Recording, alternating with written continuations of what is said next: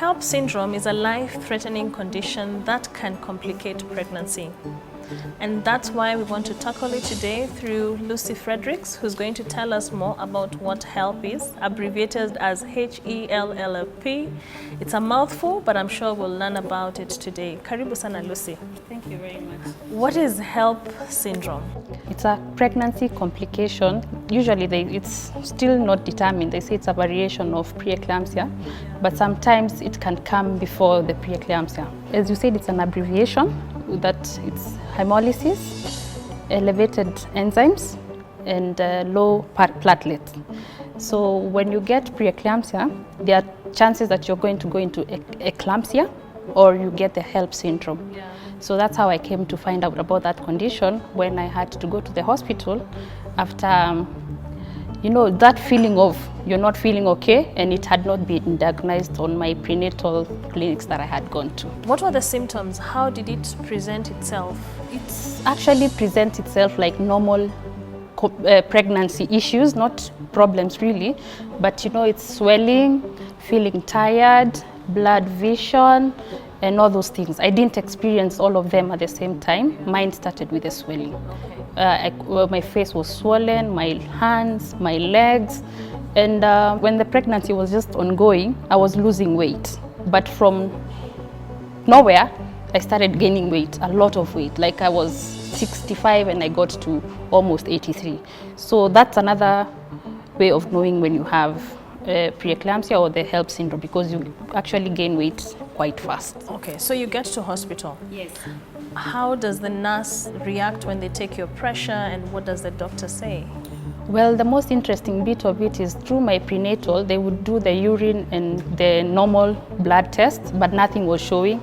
But within myself, I knew something was not right, because I was very uncomfortable, and there was this epigastric pain that was here that I couldn't shake off.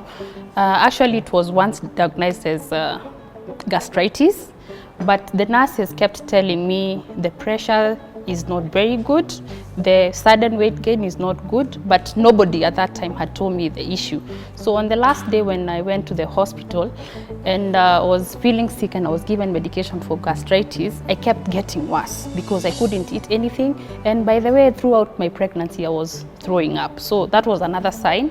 But with them doing the test for protein in the urine and they don't come positive, for them it was still, there's nothing wrong with me. So on the last day, the day that I was diagnosed with gastritis, we had to go to now the hospital at night, and that's when the pressure was extremely high, and that's when now everybody's attention started, like this is something serious. So after they did the normal test and they discovered that I had the HELLP syndrome with the severe preeclampsia.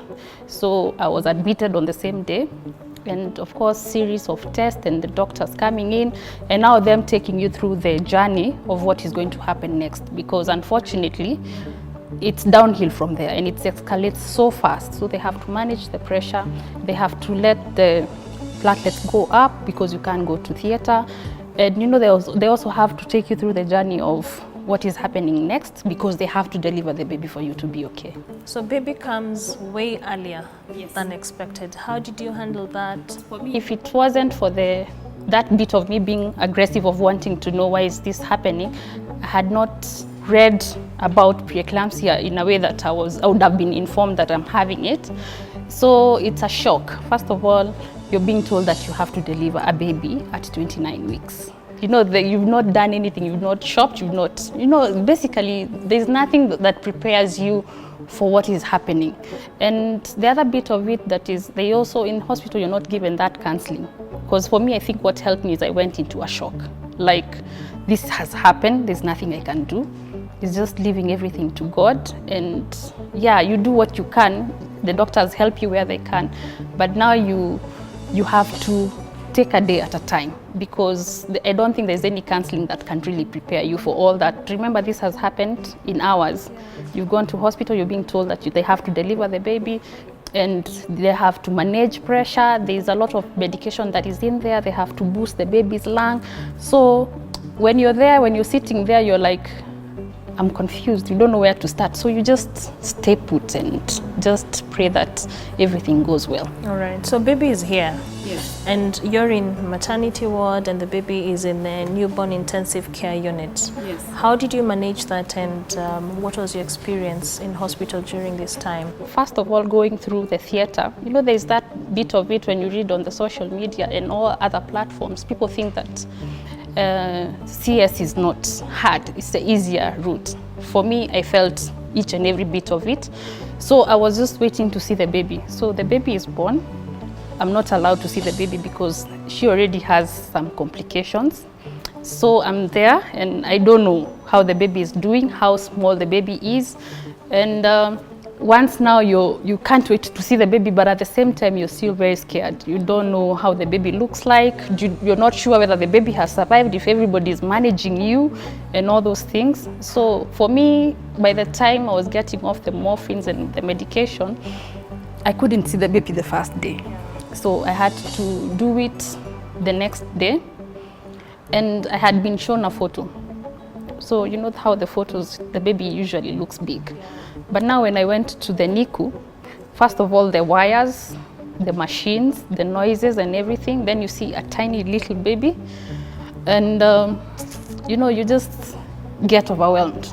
And then you see the NICU staff have to like tell you everything that you feel will go, the baby feels it. So if you're really emotional, the baby gets that tension because you're the mother. But for me, the most difficult thing was the fact that I couldn't hold my baby. Yeah, and you know, even touching, you feel like,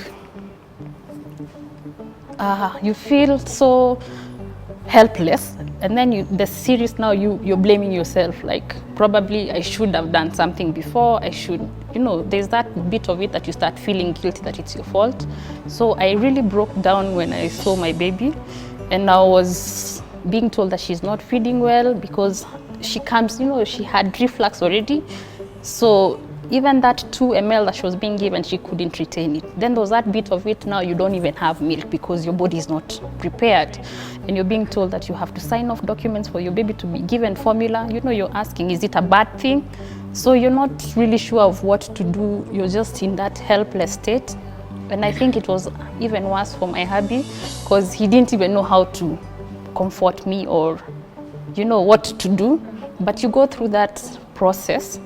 And it gets easier with the hospital support and the fact that, you know, in that room, that NICU room, you also have full-term babies there with their own complications.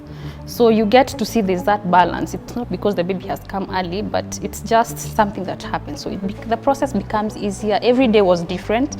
When I got to have milk for the first day, we had to even get a taxi to take it to the hospital because of the pressure. I had to be released, discharged from the hospital because I couldn't be able to handle the fact that there's another baby in the other side being breastfed by the mother or a baby crying. Those things used to really traumatize me, so I had to go home.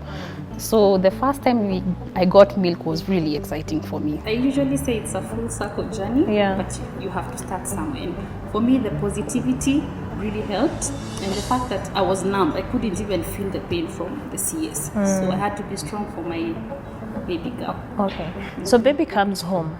Yeah. Describe that experience, and then, you know, it marks an interesting journey, you know, ups and downs. It's a learning experience. It's your first baby, and today baby is 3 years. Yes. How has been that journey from day one until today? First of all, there's that reaction of those preemie babies from people.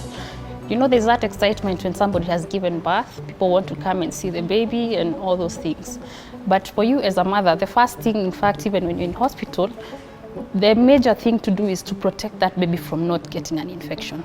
We were lucky. For me, it was like a graduation every other day. You get off oxygen, you go to the, you know, you're in the incubator, but there is, at least the baby can breathe on. It's a growth. Then the last journey is usually when the baby is being moved to the baby cot. So you know you're going home.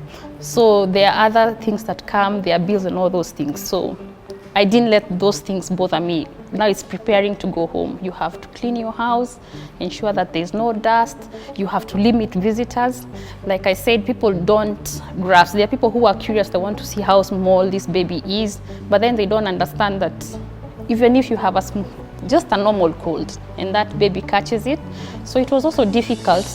And people don't even know what to tell you. You know, like your friends, they don't know. They don't call because they don't know what to tell you, because they don't know what you're going through. So that bit of where you want your friends to also support you, like call, ask, how are you doing, but not seeing the baby is also a very difficult phase when you're dealing with a preemie baby.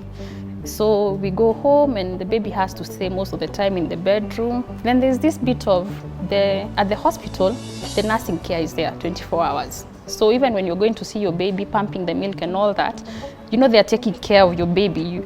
You don't know what to expect when you go home. So when we went home, there was so many other challenges that came with it, like the reflux, there was some grunting noises the baby that would make, because you know they are not very mature. So there are those things that, you know, always you're waking up, you're going to check on the baby whether the baby is still breathing. So there's that bit of it that is very difficult when you feel like you're vulnerable, because you don't want to do something and then it's bad for the baby. So there was a lot of, the first 3 months were really difficult. And then remember, at work, they will not consider the bit that the baby came early. So after, yes, after your maternity leave, and so you have to dedicate, you have to train the people that will be left with the baby, you know, like this, to treat the baby the same way you would try and do it. So there's that bit of worry on the transition of work and all those things. And then for me, I had not discovered the preemie love, the support group that would have been really good at that particular time. So even going to work was also very hard. Well, how old was the baby when you went back to work? She was 3 months. So part of you is concentrating at work, but the other bit of you is worrying about the baby. But luckily for me, my sister was there for me. And yeah, it felt a bit easy because she was with someone I could trust. How has preemie love helped you in terms of your journey to your second born and the HELLP syndrome? You know, did it reoccur in the second pregnancy? When I joined preemie love, you find a circle of women who have gone through what you have gone through, because people really become emotional. In that group, you also find mothers that have lost their children. So it's like, you know, that process of you can't complain about what you have because someone else is having it worse. That's how it was. And then there's someone else saying, I went through this and yeah, we are okay now. Yeah. So for me, I keep saying I'm lucky because we never had any of those complications. The baby started feeding and well, and she picked. Even by the time she was 6 months, even if I told you she was born premature, you would not have believed, because she was at par with babies her age. Yeah. In terms of letting mothers know, and probably those who are, you know, in their circles during pregnancy, what should they look out for that would be a probable indicator that they're headed towards having HELLP syndrome? What I'm really now passionate about is, first of all, is blood pressure during pregnancy. There's that bit of it when you go to the hospital and you're being told that, you know, there's what they call borderline, high pressure and all that. But when you, first of all, you become your own doctor, observe your body, don't miss out on your prenatal visits. When you feel like something is up, insist on tests and other things.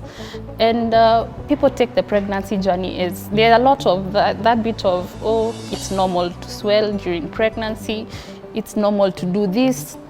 Sometimes it's not normal. And I think every pregnant woman should have those apps for pregnancy, because like I said earlier on, I had read about preeclampsia, but I didn't think that it would happen to me. Sometimes just going to that clinic and they're not giving you the right test to be done and all those things, it's your responsibility. You'd rather spend money and save your life or even your baby's life by not being ignorant about certain things. So when you feel like this is not right, just follow your instincts. All right, thank you so much. And there you have it. Lucy Fredrick says, if you feel something is wrong, get checked. If you get a first opinion, seek a second and a third one. Thank you for watching Wanja's Health Diary.